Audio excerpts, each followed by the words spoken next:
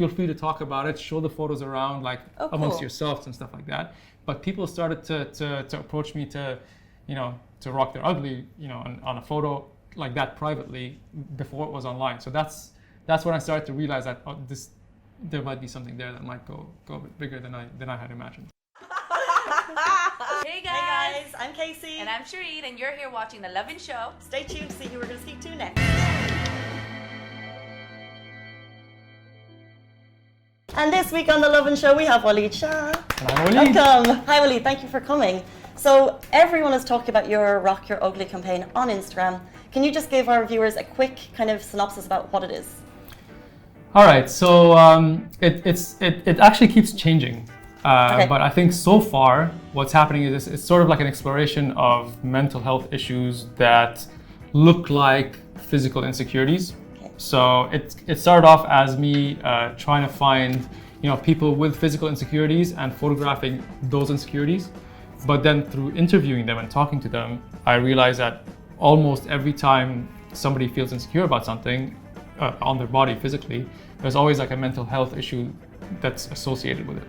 Either some sort of trauma that happened in the past or something that's ongoing just now. So I kind of shifted the focus to the mental health part, but still showcasing the physical insecurity on the photograph and then explaining what that is.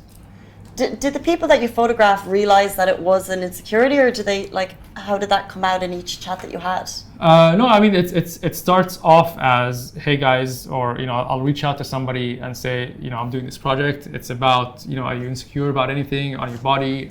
You want to talk about it? Can I photograph that? And it starts off from there. So it starts off as the physical insecurity. Yeah. And then you start to peel the layers during the chat, the interview. And then it goes deeper and deeper and deeper, and sometimes they don't want to talk about it, but through conversation they just kind of either slip up and they'll be like, all right, here's the deal, kind of thing, and they'll go into the the deeper part.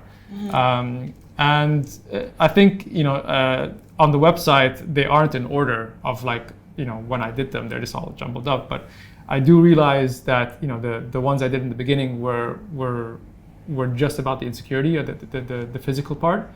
But the more I did, the more people I shot, the more people I talked to, I learned that it's almost all the time it's about something, there's a mental health issue associated. Deeper. So I learned to dig deeper myself. I learned to ask the questions. So nice. The ones that come in later have a deeper story to them, and it's a bit more beautiful, let's say. It's obviously also become such an empowering campaign that you probably now have more and more people, Exhibit A, wanting to actually take part in this, to share their story and actually rock their ugly, rock something that they've always found to be an insecurity to them.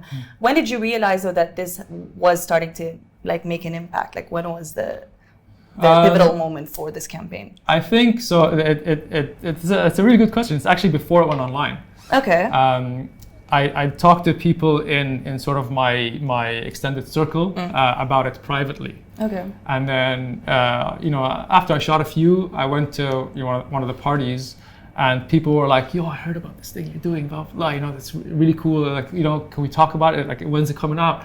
I'm like, "It's actually, I don't want it to be online yet. I don't want it to be in the online world yet. Feel free to talk about it, show the photos around, amongst yourselves and stuff like that." But people started to approach me to rock their ugly, on a photo like that privately before it was online. So that's when I started to realize that there might be something there that might go a bit bigger than I had imagined. I mean, that is real impact of the fact that people wanted to take part, without it having had to be on a social media or anything. Yeah.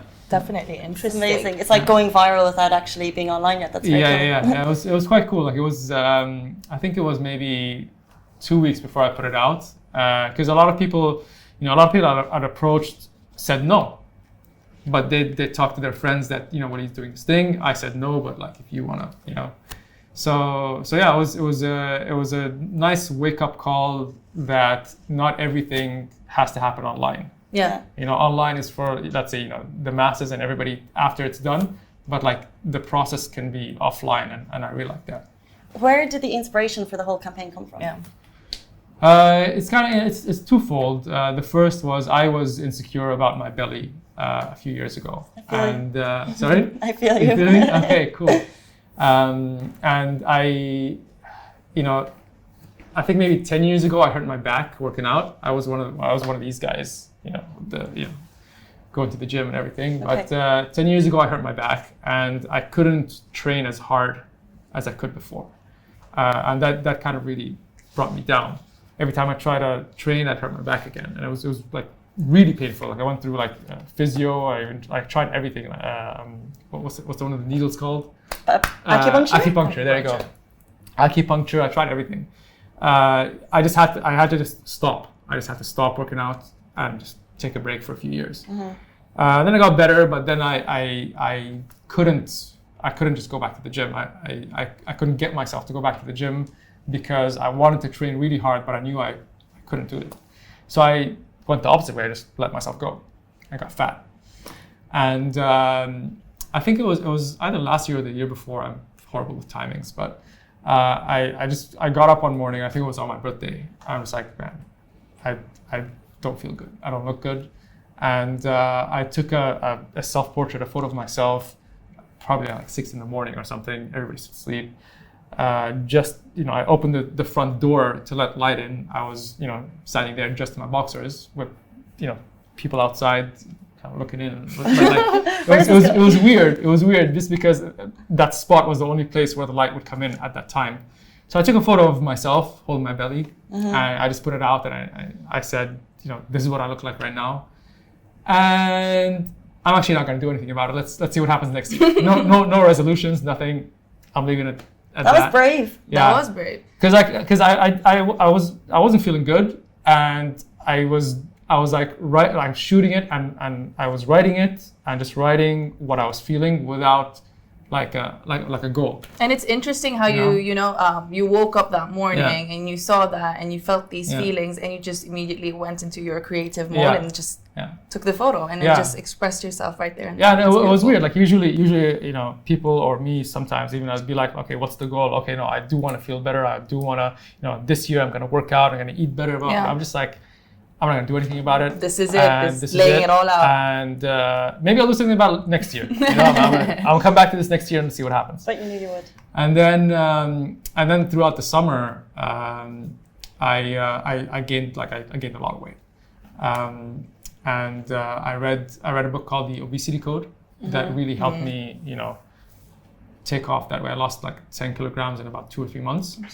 I was feeling good. That was fine. But at that time, when I took that photo, I thought about exploring other people's insecurities as well. So I just kind of noted it down. I've got like notes on my phone.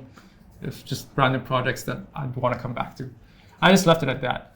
And then about maybe a month and a half ago today, my best friend passed away. Oh. And went to Toronto for the funeral, came back, and just my mental state, just I wasn't okay up here, and just people's advice was just like, bury yourself in work, just to kind of get your mind off that. And obviously, summer in the UAE, there's not really much work for me to do. I don't get as many calls as I would, during the winter. Yeah. So I, pulled up my notes. I'm like, all right, I'm gonna pick up one of these projects and go for it. And that was the one I picked randomly, and I just kind of went for it. That's so amazing, because what you did from your grief has actually empowered thousands of people to talk about their insecurities. That's amazing. Yeah. So yes, that happened, and that had a positive impact for people, but also for me. That process became my group therapy. So when people open up about their pain and their life to me, I get comfortable to open up about my pain to them, and it becomes this sort of exchange of. It's your healing process. Of pain, and that was really good for me. Amazing. I love that, and I love the fact that your art can definitely be one of the tools that'll help you, heal. As it's like a form of therapy. Yeah. So on that note, when did you first realize actually that you had a passion for photography? Like going way back. Way back. I think the first time I started taking pictures was probably after university.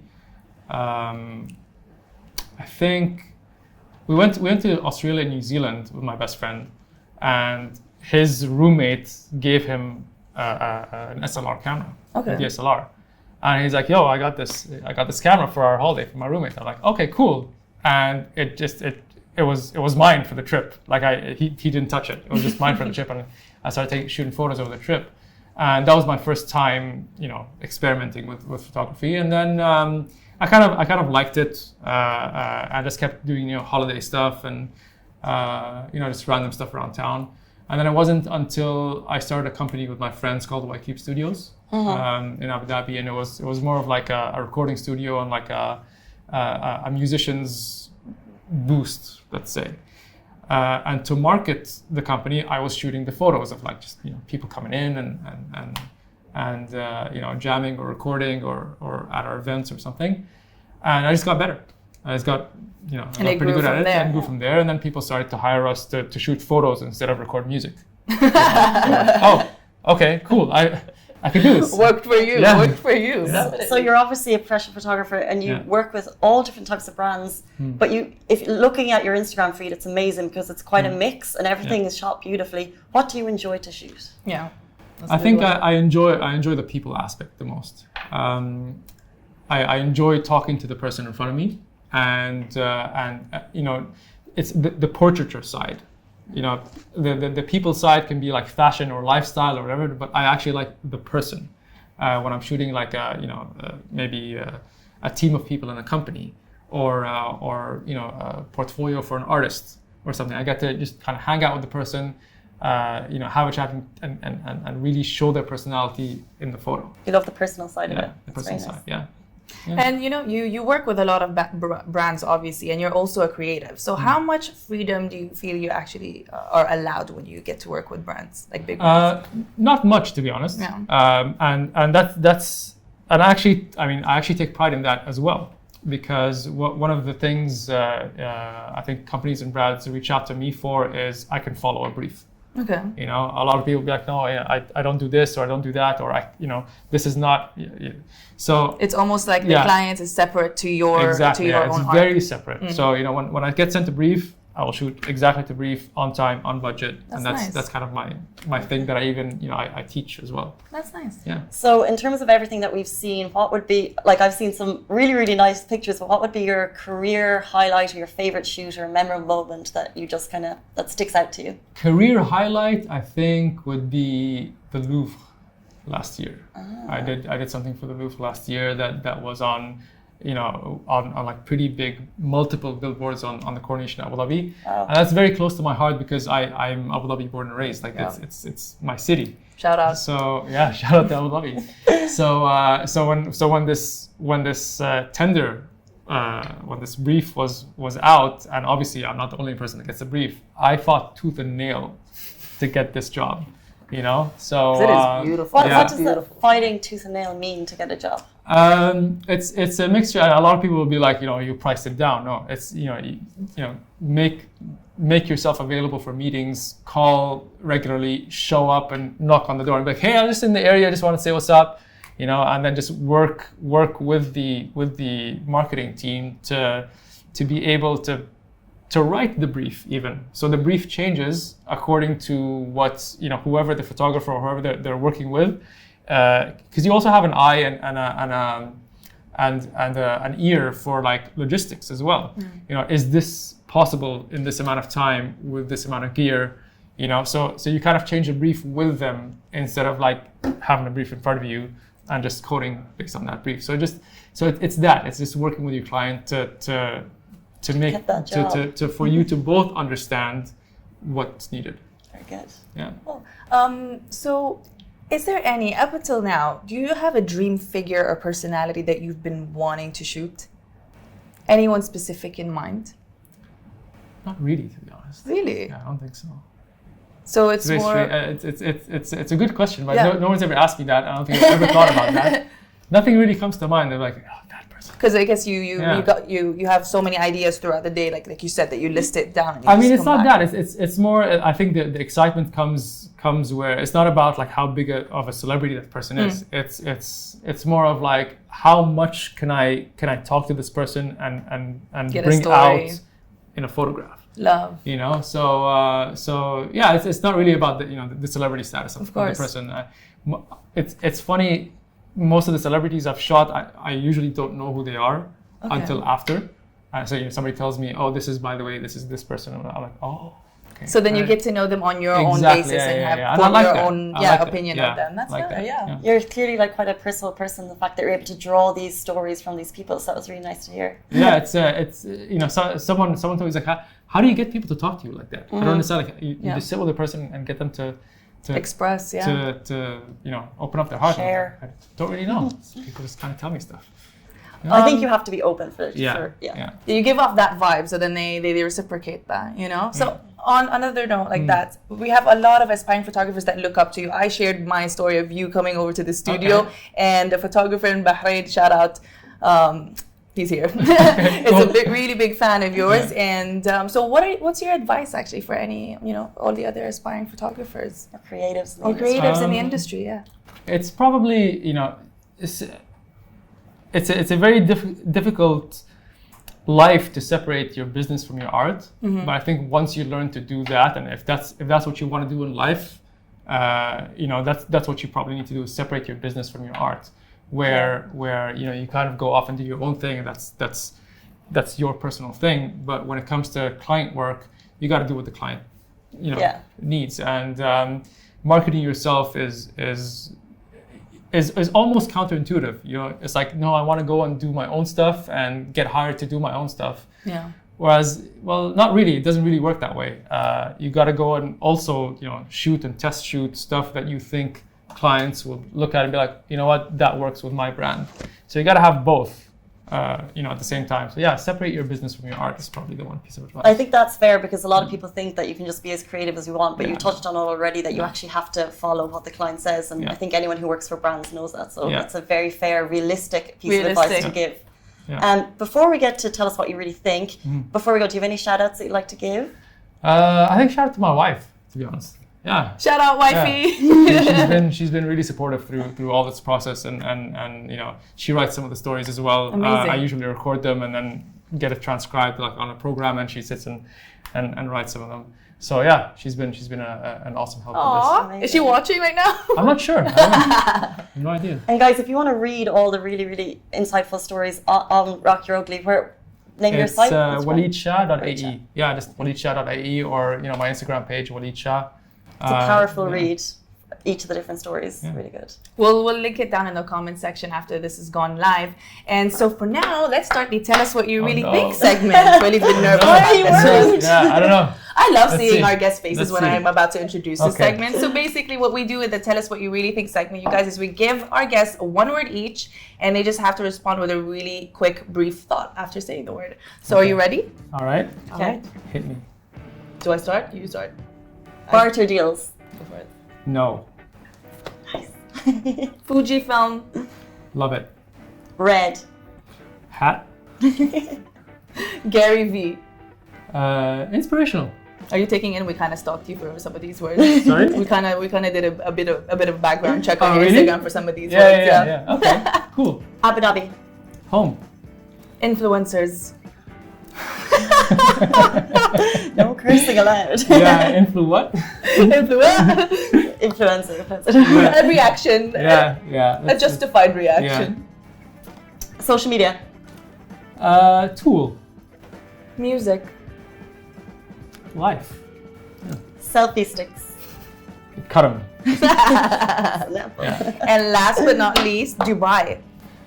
Entertainment. Yes. Love that. Nice way to finish.